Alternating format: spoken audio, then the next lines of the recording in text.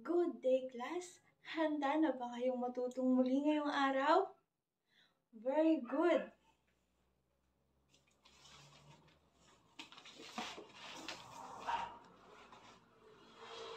Class, ano ang napansin nyo sa nakasulat?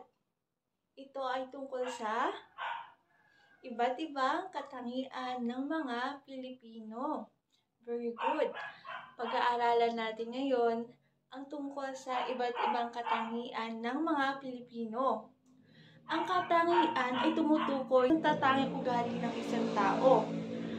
Ang mga katangiang ito ay tumutukoy sa atin bilang isang Pilipino. Ngayon, isa-isahin natin ang katangian o mga katangian ng Pilipino. Una,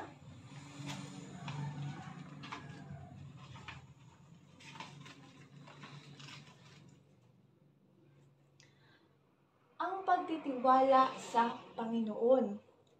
Isang magandang katangian ng Pilipino, naniniwala silang may isang Panginoong pumapatnubay sa lahat ng gawain.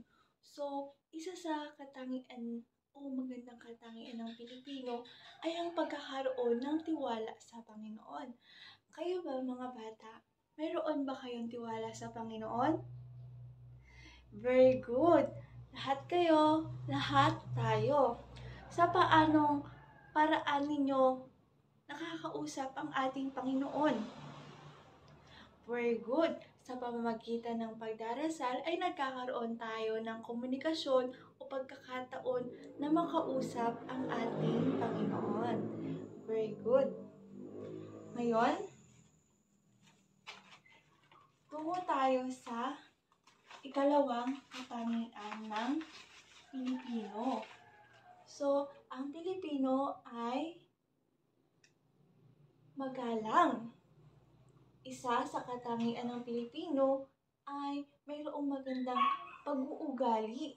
Halimbawa na lamang ang paghalik sa kamay at pagmamano sa nakatatanda. Gayun din ang pagsasabi ng po at opo kapag nakikipag-usap sa nakatatanda. Ang paggalang class ay tumutukoy sa magandang asal at pagrespeto. Ang batang magalang ay mahal ng kanyang mga magulang.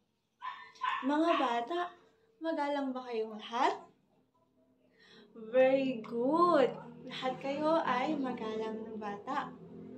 Ipagpatuloy nyo lang at huwag nyo aalisin sa inyong sarili ang pagiging magalang dahil madadala nyo ito hanggang sa inyong pagtanda. Next.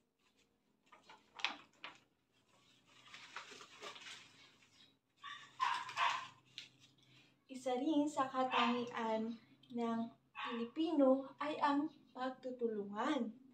Nagsisimula ang pagtutulungan sa sariling tahanan.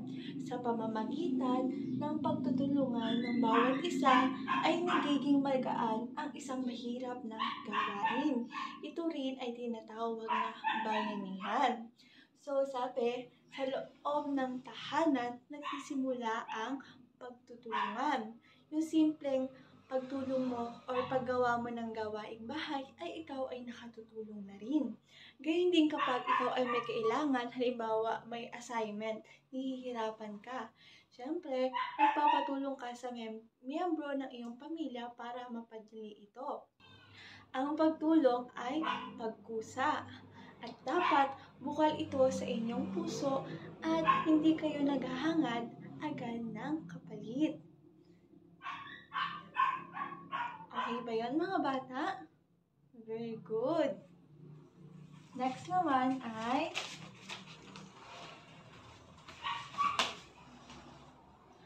mabuting pagtanggap at pakikitungo.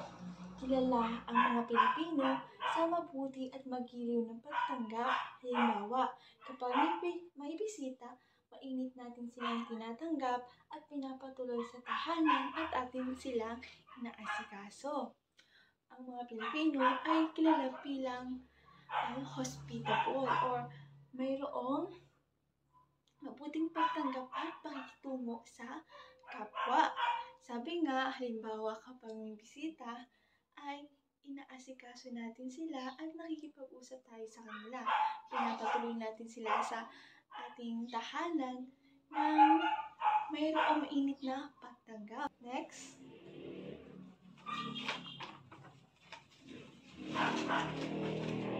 Ang panglima ay pagsasama-sama ng pamilya. Mahalaga ang pagkakaroon ng malapit na ugnayan sa pamilya. Sa okasyong pampamilya, ito ay tinatawag na family reunion kung saan nagsasama-sama ang magkakamag-anak. Dito nagkakaroon ng pagkakataon ang magkakamag-anak na ipagdiwang nila or i-celebrate nila yung mga okasyon kagaya na lamang ng family reunion